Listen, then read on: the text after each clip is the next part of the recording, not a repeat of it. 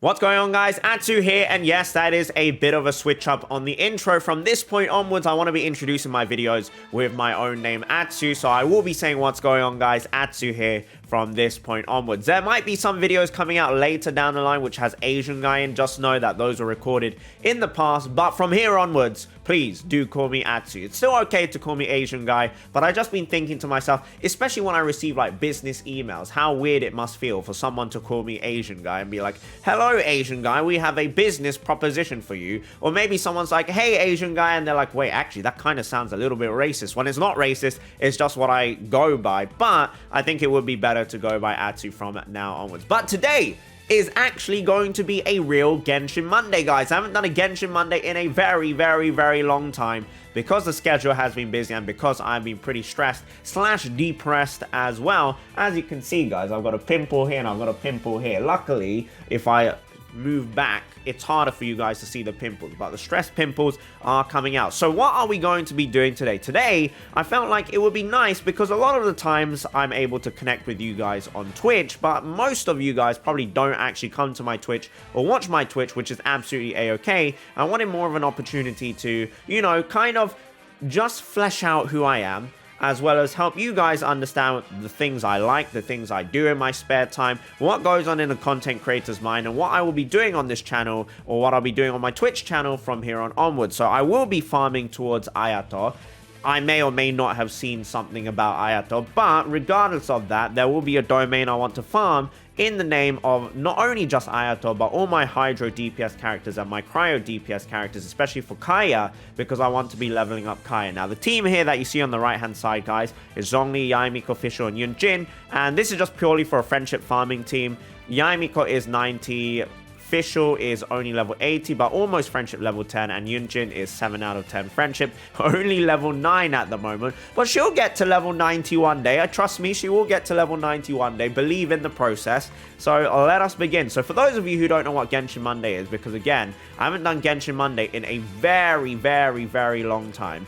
Genshin Monday is, simply put, I just go through the weekly bosses, I do like my daily routine, and then we're just chilling. You know, we're just chilling after that. So that is pretty much how Genshin Monday works for me. And it's just an opportunity for me to talk to you guys all willy-nilly and freely, which is something I really like doing. I just like talking. I like rambling. You can see that I'm just like cha-cha-cha-cha-cha all the time. But yes, so I want to give my brief thoughts on Yae Miko. I know most of you guys have probably seen what I think of Yae Miko. I gave her a 5 out of 10 for like the standard player that's just getting into the game. Well, actually it's a 0 out of 10 for anyone that's like super new to the game, because you won't be able to farm for her efficiently, or you won't even be able to farm for her full stop. But for other players like whales or low spenders, or even F2P players that have been playing this game for a long time and have a lot of characters that they can build around Yae Miko, I think she's perfectly fine and she's a very enjoyable character. The one downside is, of course, she is very squishy, and if you don't have a fat Zhongli shield, you're probably going to be in for a world of pain. And other than that, most people can't level up Yae Miko's talents yet, because we do have the new weekly boss, which is going to be or actually it's Raiden Shogun. So that is something worth keeping in mind as well. You can't instantly take her up to Triple Crown, but we will be working towards, I don't know if I'm going to Triple Crown Yae Miko, but I will definitely take her up to around at least 699. And again, I don't have constellations on Yae Miko. I don't have constellations on a lot of different characters. Now, this might hurt some people to see as I sell 3-star artifacts instead of giving it into EXP, but I always say this, especially at AR60, AR59, Mora is pretty important, especially if you don't want to farm Mora, especially if you want to go for crowning characters as well, and it is way more worth to sell your 3-star, 2-star artifacts if you don't have any 5-star pieces you consider worth leveling up. And I'm at that point now where I'm capped on artifacts. I have plenty of 5-star artifacts, and most of them are just fodder, and I don't feel like leveling up a lot of these 5-star artifacts because most of them are actually fodder, or I just don't need them. It's better for me to just go and get the Mora and free up space like this. So we are going to sell the artifacts there for Mora. Can we get a Dream Solvent or a Prototype? We do get a Dream Solvent. We do not get any Prototype. That is arguably the worst artifact I've ever seen in my life. Very poor. And we get 2 Tartaglia butt plugs there. So moving on. What have I been doing since January, since the new year? Well, I have kind of lost myself in a lot of both anime and also reality TV shows. Reality TV shows being Singles Inferno. I'm sure many of you guys have seen it. Singles Inferno is very trashy. It's very unga bunga. And it just shows you that all hot people are trash. That's what I've learned from Singles Inferno. But it was very, very fun watching with friends. I watched with other content creators as well. And it was a very great bonding exercise or bonding experience. And I really enjoyed that. At the moment, I'm also watching Love is Blind Japan with friends. I also watched some with content creators yesterday. And it was a lot of fun again. Just to, you know, it was a completely different vibe. So for those of you who don't know what Love is Blind is, the concept basically is... How do I explain it? So, you know how a lot of people have looks as something very important to them when they're, you know, they're looking for a romantic partner. I think that's absolutely fine. I think it's very normal to want to have physical attraction to a partner. But in Love is Blind, the whole premise is essentially you're trying to fall in love with someone without ever seeing their face. So you got these two people, men and women, all divided as like 10 men, 10 women, something like that. And they're split into different sides of a building. And you've got these pods where they can communicate and they can get to learn about each other without ever seeing each other's face. So they can't essentially have their judgment of the other person skewed by their looks, which I think is a very interesting premise. And if they end up liking each other, or rather falling in love with each other, then they have to propose and, you know, propose as in get married. And then they finally get to see each other for the first time. I feel like it's a very wholesome watch, especially the two couples that I've seen so far. I'm only on episode 2 right now. I feel like it's been very, very wholesome, and it's been very cute to watch these kind of interactions. At the very least, with the Asian side of things, it's definitely a lot more wholesome than like the Eastern variants of when you look at these shows. So it's something I do recommend people watch. It's also allows you to learn a lot about culture. Anime wise, what have I been watching anime? I've been watching a ton of stuff anime wise. So anime wise, if this person will stop running around, anime wise, I've been watching Attack on Titan, obviously, Demon Slayer, Kimetsu no Yaiba. Oh my god, the Uzui Tengen fight is one of the most glorious things I've ever seen in the entirety of anime. I mean, like, you know, not Attack on Titan, Demon Slayer doesn't necessarily have the greatest plot, you know, like, it's very unga bunga, it's very simple, it's power of friendship, you know, everything with the power of friendship and family and love can overcome all your difficulties. And that's shonen, and that's absolutely fine. But, like, I watched that with my brain turned off. Can you stop going tornado mode, please? Oh my god. Can you stop? Can you stop? I watched that with my brain turned off. And when I saw that fight scene with Uzui and you know who, oh my god, it was above movie level. It's like arguably one of the best things I've ever seen in anime. And I was just like, oh, chef's kisses. So good. And I highly recommend, even if you don't think the story is good, guys, because I personally don't think the story is that well written. It's very shonen, it's very teenager focused. The animation, the art, the music, the voice acting brings it to another level, and it's just absolutely phenomenal. Just like this drop, it's going to be absolutely phenomenal. Attack on Titan, I have finished the manga as well. Hey, Dream Solvent. So both Demon Slayer and Attack on Titan, I finished the manga ages ago.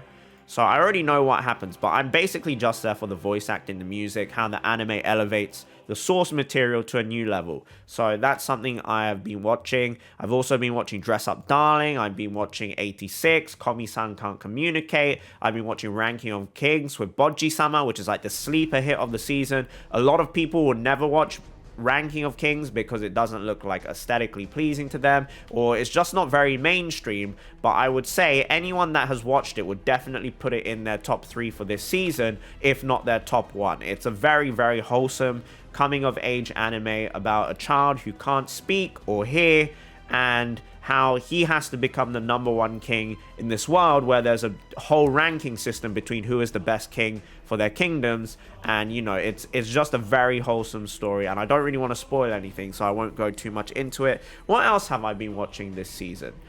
86, did I say 86? Yeah, 86 has been postponed though. And I can't think of any off the top of my head as we head on over to End of the Oneric Euthymia. I kept on reading this as Euthymia, but it's actually Euthymia. So let me just quickly open my anime list. For those of you who want to check my anime list, it's the same as my channel name, AsianGuy Stream. You will be able to see what I am watching right now, what my favorite anime is, etc, etc. But I've also just finished watching Mushoku Tensei.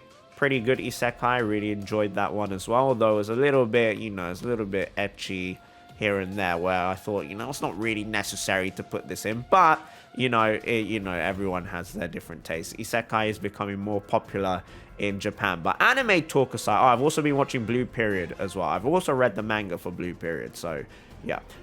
Anime aside, when I was speaking on culture as well, some of these anime are actually very good for learning about Japanese culture, like Komi-san or Dress Up Darling, more of the slice of life romance stuff.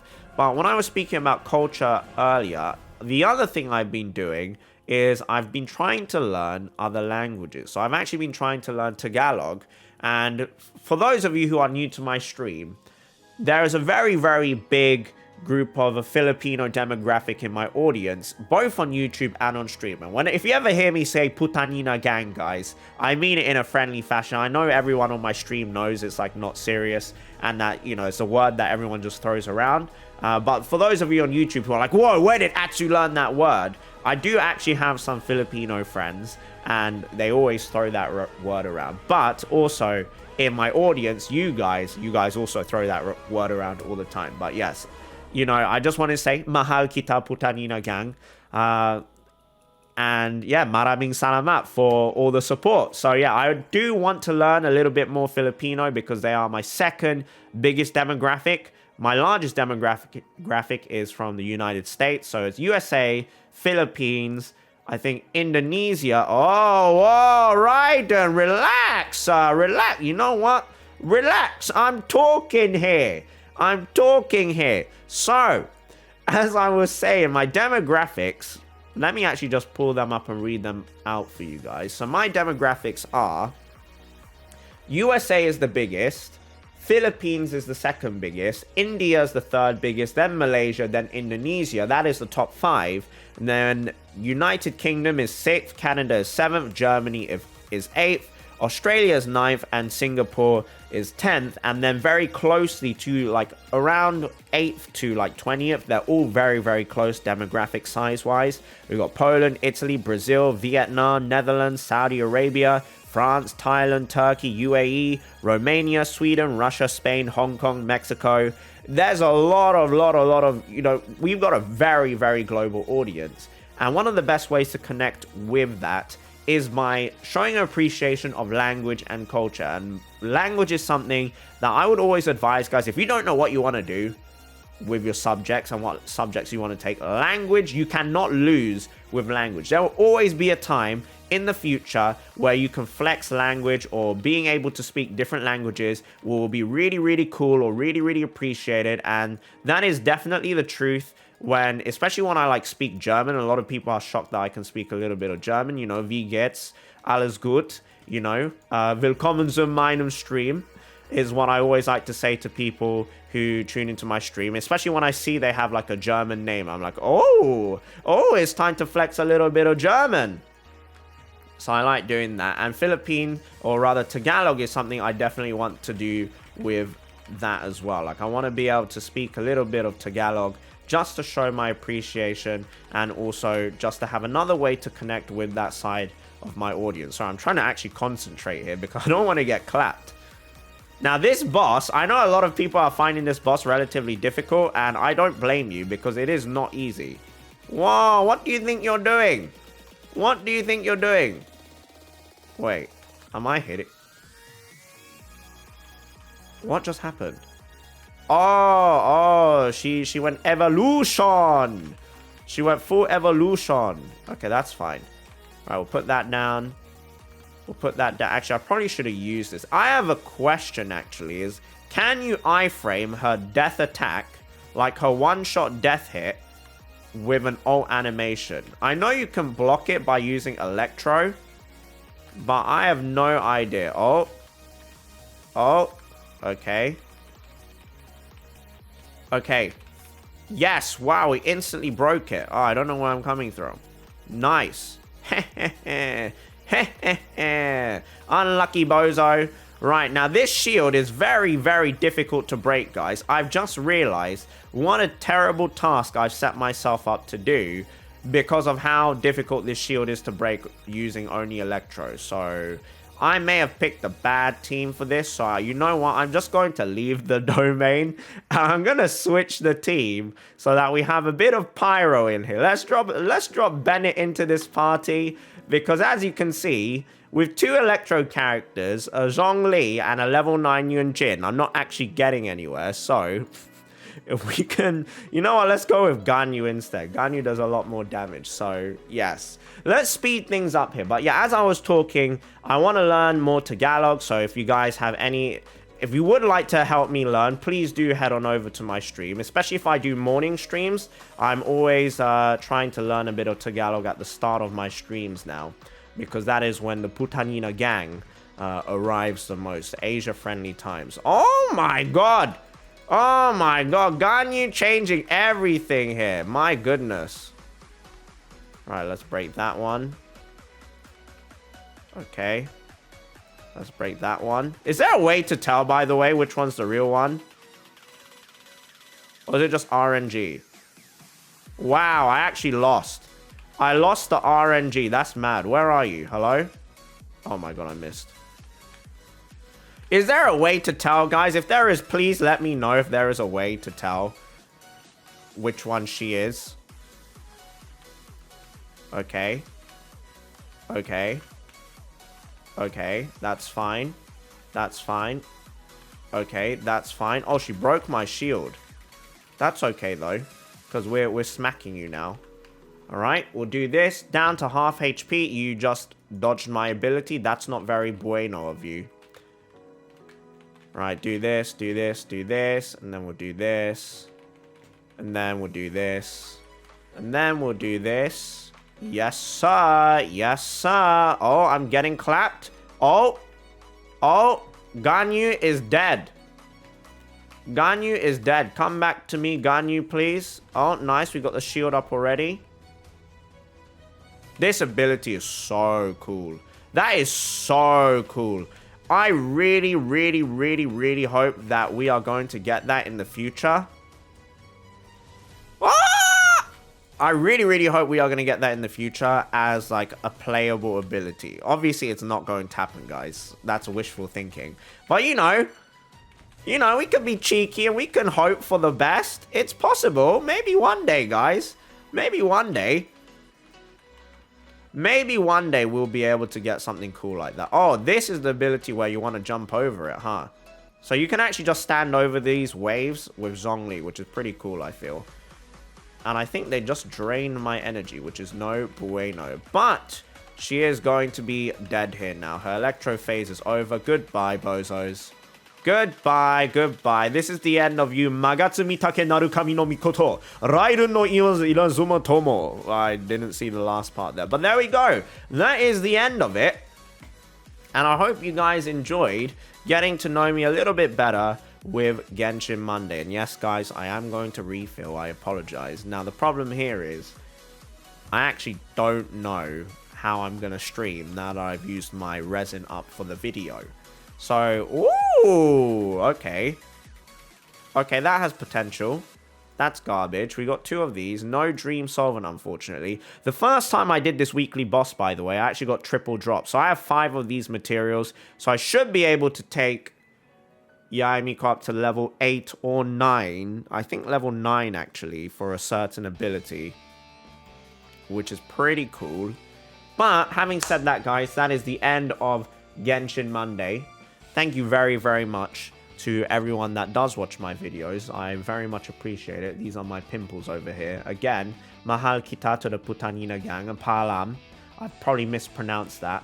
But yes, goodbye. Thank you very much for watching. And maybe by this time next year, 21st of February, I will be able to construct sentences in Tagalog, in Arabic, in Hindi. I think that would be pretty cool. In Indonesian.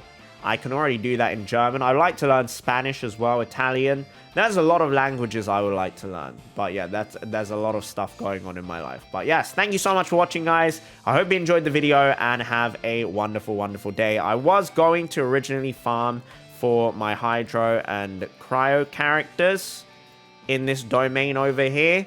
But, no, sorry, not this domain. Wait, wrong domain. In this domain over here, because I still don't have a full 4-piece Hydro set for Tartaglia. But I think I'm going to save that for the stream rather than just for the video, because otherwise I have nothing to stream.